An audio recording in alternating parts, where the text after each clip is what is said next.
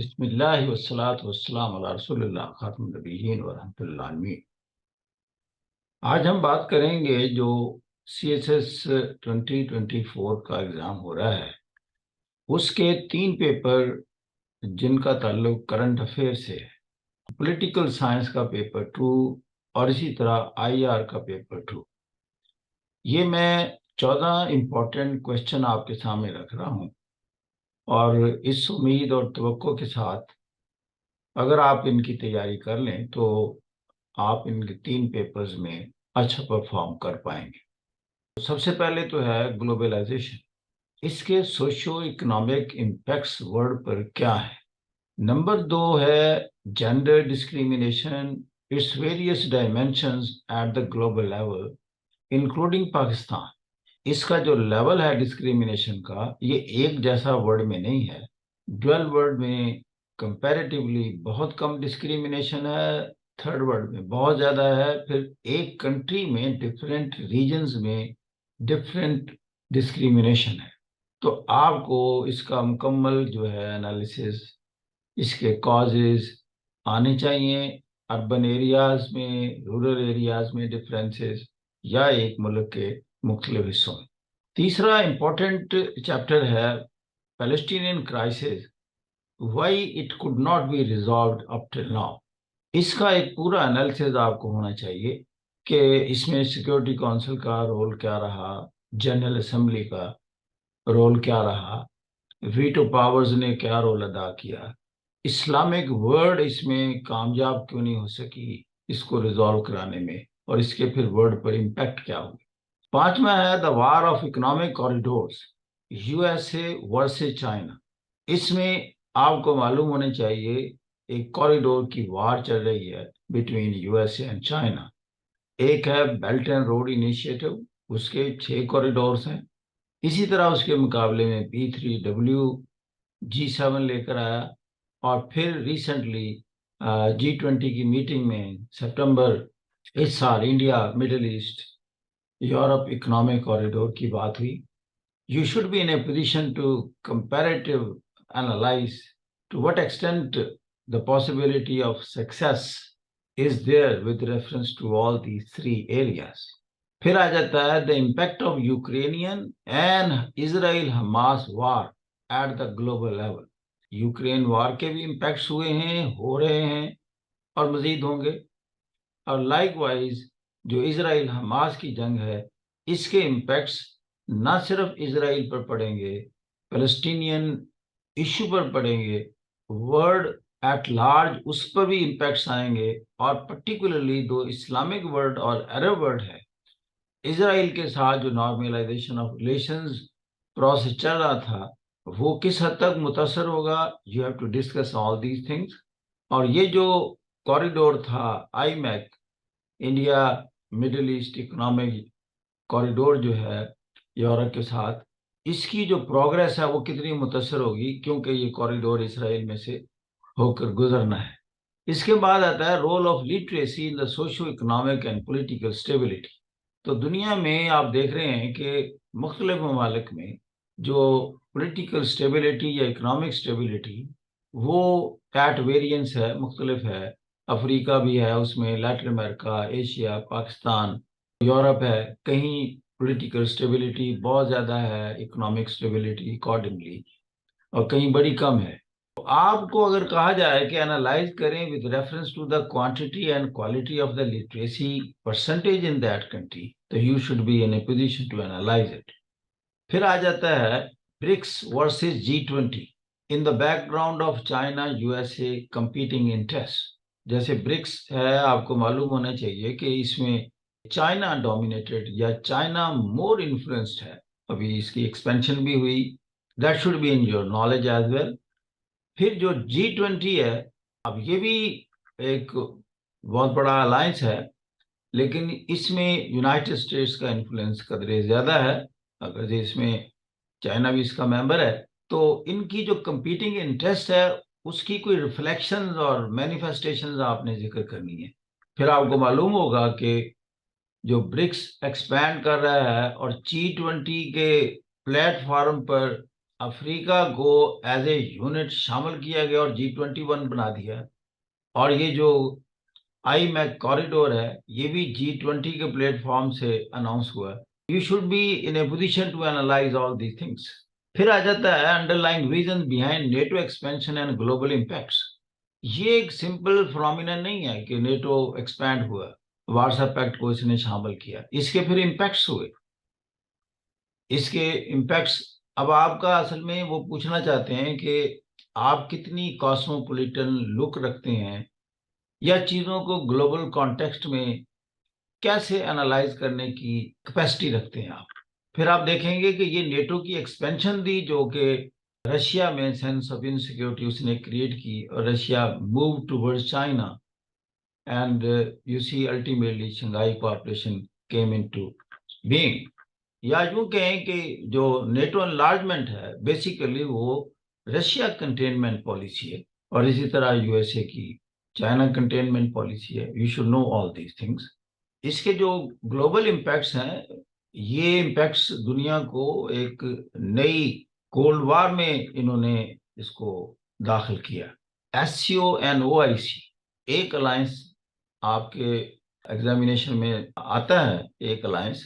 تو میرے انالیسز کے مطابق جو شنگھائی کوآپریشن آرگنائزیشن ہے اس کی ایک امپورٹنس ہے انٹرنیشنل. اور اسی طرح او آئی سی اگرچہ پرفارمنگ نہیں ہے ٹو دیٹ ایکسٹینٹ لیکن اس کا کریٹیکل انالیسس ضرور آتا ہے.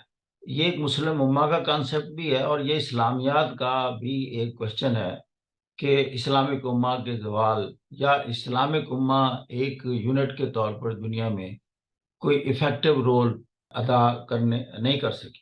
تو اس لیے او آئی سی کے بارے میں آپ کی تیاری ہونی چاہیے. پھر اسی او آئی سی کا ایک رول ہے، ویلویشن ہے کہ مڈل ایسٹ کرائسس میں اس نے کیا رول ادا کیا. پھر جو مسلمان ممالک میں جنگیں ہوئی، سیریا میں ہوئی، عراق کی ہوئی، افغانستان میں ہوئی، عراق اور ایران کے درمیان ہوئی، یا یمن میں ہوئی، یا لیبیا میں، where was the O I C. You should know the reason. Role of China and U S A in the Middle East. اب مڈل ایسٹ وہ ایریا ہے جہاں یہ دو بڑی طاقتیں اپنے پورے زور شور کے ساتھ ایکٹیو ہیں. اور جو سب سے بڑی چینج آئی ہے کہ مڈل ایسٹ کے ممالک میں ایک ڈائیورشن آئی اور اس میں ایک شفٹ آئی. یعنی مڈل ایسٹ سارے کا سارا آلموسٹ جب یہ کولڈ وار ختم ہوئی سوویت یونین کے بعد تو یہ امریکن انفلوئنس میں تھا مکمل. اور اس میں جو میجر چینج ہے وہ یہ کہ چائنا پہلی دفعہ داخل ہوا. ایک بڑی تبدیلی دیکھنے میں آئی، وہ rapprochement between Saudi Arabia and Iran اور اس میں چائنا کا ایک کردار. کلائمیٹ چینج یہ دنیا کا ایک بہت بڑا سبجیکٹ ہے اور یہ یونائٹڈ نیشنز کا بھی سبجیکٹ ہے. باقاعدہ اس کے آسپیسز کے نیچے ساری یہ میٹنگز ہوئیں، کیوٹو پروٹوکول سے لے کر پیرس کلائمیٹ ڈیل اور آفٹر ورڈ. اس میں ہنڈریسز کیا ہیں، آبسٹیکلز کیا ہیں، یا why is it a formidable issue, یا فیوچر میں کلائمیٹ چینج کو اس کے امپیکٹس کو اریسٹ کرنے میں کتنی دنیا پر امید ہے، یا دنیا کے انالیسز کیا کہتے ہیں کہ to what extent we will be in a position to put a curb on the use of the fossil fuels, یا کس سپیڈ کے ساتھ ہم رینیویبل انرجی کے ساتھ کی طرف جانے کی پوزیشن میں ہے. 13 پوائنٹ ہے دا ineffectiveness of UNO in establishing peace in the world. اب UNO itself ایک بہت بڑا ادارہ، ایک کوشچن UNO پر آتا ہے کسی نہ کسی اینگل سے. تو ایک جنرل میں نے یہاں بات کی ہے کہ میجر اس کا آبجیکٹ تھا کہ دنیا میں پیس انشور کرنا اور اسٹیبلش کرنا. اگرچہ تیسری بڑی جنگ تو نہیں ہو سکی ورلڈ وار جس میں کہا جا سکتا ہے کہ UNO کا کچھ رول ہے، لیکن بہرحال میں نہیں سمجھتا کہ UNO کا رول ہے. اس میں سب سے بڑا رول اٹامک ویپنز کا ہے کہ دنیا کے 5 بڑے ممالک جو سیکیورٹی کونسل کے ممبر ہیں they are heavily equipped with the atomic weapons. اور اب جنگ جو ہے اس لیے پاسبل نہیں ہے کہ that will be a mutual destruction programme. یہاں پر ہم کہتے ہیں کہ atomic weapon happen to be a blessing in disguise. لیکن باقی جو کنونشنل وارز ہیں ان کو روکنے میں یہ ناکام ہوئی، بلکہ اسی UNO کے ممبر ہیں بڑے 5، ان کی اکثریت کسی نہ کسی طور پر ان جنگوں کو انکریج کرنے میں یا اپنی نیشنل انٹرسٹ میں جاری رکھنے میں وہ بھی انوالو لگتی ہیں. کیا یہ درست ہے؟ You should be in a position to analyse it. 14واں پوائنٹ جو ہے آخری، وہ ہے Africa as a battle ground of big powers politico economic interest. اب دنیا میں افریقہ وہ ایک کانٹیننٹ ہے جہاں بہت سکوپ ہے انویسٹمنٹ کا، اور وہاں کے نیچرل ریسورسز کو ایکسپلور کرنا اور use by the big powers, جو کہ انڈسٹریل ورلڈ ہے. تو انڈسٹریل ورلڈ افریقہ پر فوکس کیے ہوئے ہے. خاص طور پر دنیا کے 5 میں ممالک کا ذکر کرتا ہوں: China, India, European union, USA اور رشیا. یہ سارے کے سارے انٹرسٹڈ ہیں. کس طرح؟ ایک تو وہاں نیچرل ریسورسز ہیں جو کہ ان کے انڈسٹریل سیٹ اپ کے لیے ایز اے را مٹیریل کے طور پر استعمال ہوتے ہیں، اور دوسرا یہاں ٹیکنالوجی نہیں ہے، اور جتنی بھی مینوفیکچر گڈس ہیں اس کے یہ نیٹ امپورٹر ہیں. تو لہذا اس میں چائنا بھی چیزیں ایکسپورٹ کرنا چاہتا ہے، انڈیا بھی چاہتا ہے، یورپین یونین چاہتی ہے، USA بھی اپنی چیزیں اسی طرح. رشیا نے ابھی دیکھیں سینٹ پیٹر برگ میں افریقن یونین کے سارے ممالک کو بلایا اور کہا کہ مجھ سے بھی آپ انویسٹمنٹ کروا سکتے ہیں، میرے پاس ٹیکنالوجی ہے، دوسرے بھی سورسز ہیں. I can be a big investor in your continent. You need investment. کیونکہ سارے آلموسٹ غریب ممالک ہیں، اور یہاں کا بڑا مسئلہ جاب لیسنس ہے، انمپلائمنٹ ہے. اور دنیا میں یہ چیز اسٹیبلش ہو گئی ہے کہ اگر آپ نے امپلائمنٹ جنریٹ کرنی ہے تو you have to attract the investment, یا ایسے ایسے پروجیکٹ بنائیں جس میں سوشیو فزیکل انفراسٹرکچر ڈیولپ ہونا شروع ہو جائے اور وہ جاب کریٹ کرتا ہے. اس میں چائنا سب سے آگے ہے، دوسرے نمبر پر وہاں انڈیا بھی ہے، یورپین یونین بھی ایکٹیو ہے، USA بھی ایکٹیو ہے، اور رشیا بھی ریسنٹلی اس میں ایکٹیو ہوا ہے. اور پھر ان کے جو نیچرل ریسورسز ہیں، پرٹیکولرلی اگر میں کہوں کہ AI انڈسٹری ہے یا مائکرو چپس اور سیمی کنڈکٹر کی انڈسٹری ہے، اس میں کولٹان، کوبالٹ، لیتھیم جیسی چیزیں اب جو کہ استعمال ہوں گی، یا الیکٹرک وہیکلز یا بیٹری کے لیے، تو یہ فیوچر ہے. فیوچر دنیا کا انہی 3 یعنی آپ یہ کہہ لیں کہ یہ ٹیکنیکل ایریاز ہیں جس کے گرد گھومے گا.